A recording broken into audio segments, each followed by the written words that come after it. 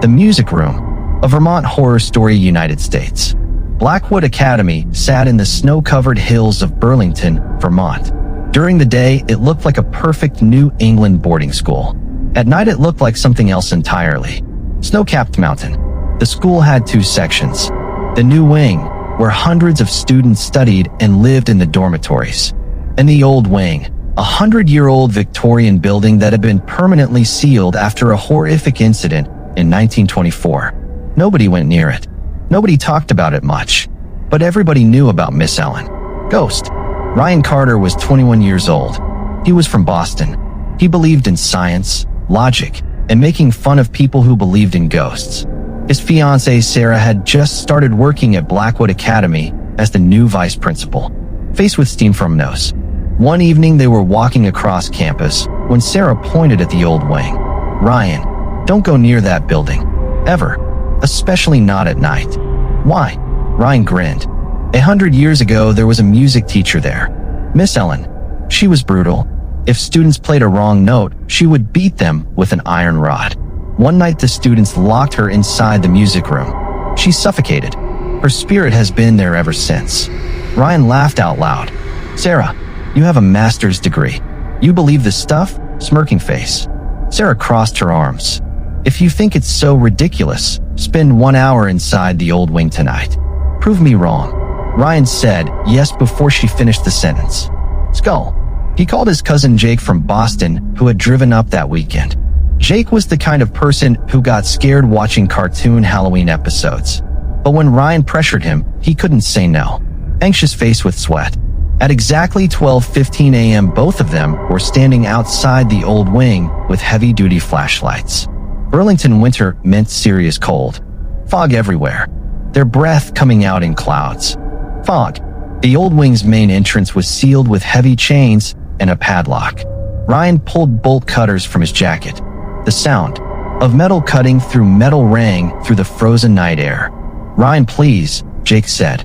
"Something feels wrong. I feel like something is watching us from inside that building." "It's an empty building, Jake. Empty for 100 years. The chain fell. Ryan pushed the door. It opened with a sound that was not quite a creak and not quite a scream, but somewhere between the two. Face screaming in fear. Inside, the air was 10 degrees colder than the Vermont winter outside. The smell of old wood and decades of sealed dust hit them immediately. Their footsteps echoed in the long corridor.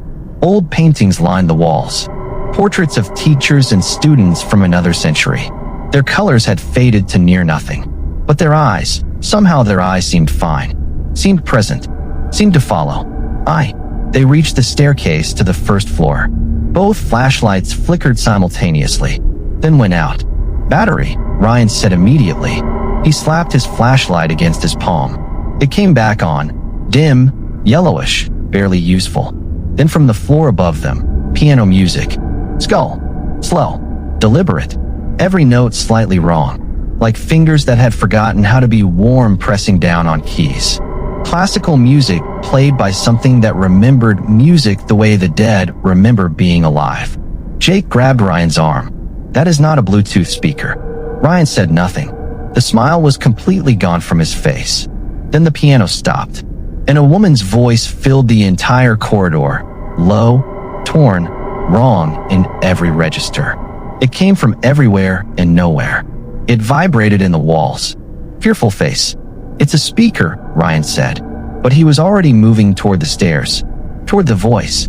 Because Ryan Carter had spent his entire life proving things, and he was not going to stop now.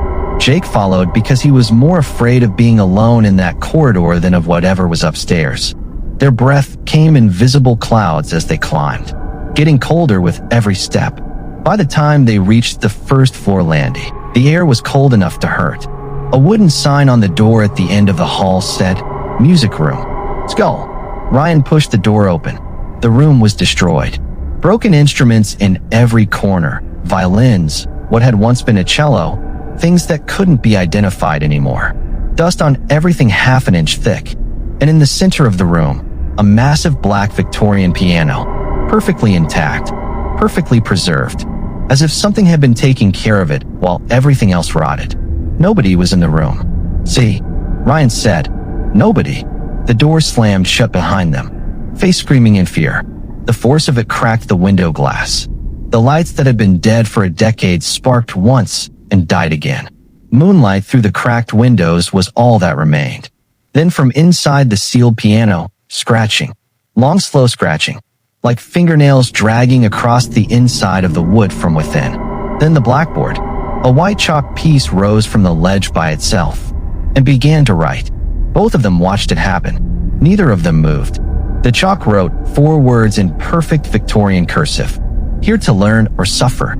A whip crack split the air. From nowhere. Then children's voices, crying, screaming, begging, filling the room from no visible source. The sounds of 100 years of students being hurt in this room. Skull. Run, Ryan screamed. They hit the door together. It didn't move. They hit it again. And again. Jake put his full body into it. And it finally gave, and they were in the corridor running toward the stairs. Ryan made it to the ground floor. Turned around. Jake was not behind him. Faye screaming in fear. Lightning cracked outside. In the flash, Ryan looked up at the first floor. Jake was at the music room window, hammering the glass with both fists. His mouth opened in a silent scream. No sound coming through the glass. None at all. Ryan ran back up the stairs. He pushed the music room door open again and stopped moving. Jake was sitting on the floor in the center of the room. Eyes open. No expression. His fingers moving in the air in front of him, playing a piano that wasn't there. His mouth producing one continuous melody. Over and over. The same phrase. Wrong notes. The same wrong notes as the piano had played. Behind Jake, a figure. Ghost. A woman in a white dress from 1924. Mud and dark stains across the fabric. Hair loose and tangled. Face. Not a face anymore. What a face becomes after 100 years of not being at rest. Eyes completely white. No pupils. No iris. Just white. An iron rod in her right hand. She turned her head toward Ryan. The rotation was wrong. Too far, too slow, with a sound that bone and tissue should not produce. Her rotted finger pointed at him directly. She lifted off the floor. Ryan ran. His foot hit the top stair wrong. He went down hard. The whole flight. And the darkness came before he reached the bottom. Skull. Ryan woke up in the school medical office. Sarah was sitting next to him crying. "You're okay," she said. "Ryan, you're okay." "Jake." Ryan sat up immediately. "Jake is still in the music room. We have to get him out." He was sitting on the floor and something was. Sarah looked at him. Her expression stopped him mid-sentence. "Ryan, Jake never came to Burlington last night. His car broke down outside of Montpelier. He called me at midnight to tell me. He said to tell you he was sorry he couldn't make it." Fearful face. Ryan sat completely still. "I was alone," he said. "You were alone," Sarah said. Whatever had been next to Ryan in that building all night, walking with him, talking with him, going up those stairs with him, had not been Jake. It had been something that wore Jake's face. Something that knew Ryan would never go into that building alone. Something that had needed him inside. Something that had been waiting in the old wing of Blackwood Academy for 100 years, and had learned to be patient. Ryan never talked about that night publicly. He moved back to Boston 3 weeks later. He and Sarah are still together. She still works at Blackwood Academy. The old wing is still sealed. New chains on the door. New padlock. A security camera installed at the entrance that the administration says is for liability reasons. Every night at 2 a.m. the security footage shows the same thing. The timestamp running. The door unmoving. The chains undisturbed. And from somewhere inside the building, if the audio is turned all the way up, something that might be piano music. Slow. Wrong. Every note slightly off. Playing the same melody. Over and over. Waiting for the next person who doesn't believe. Ghost.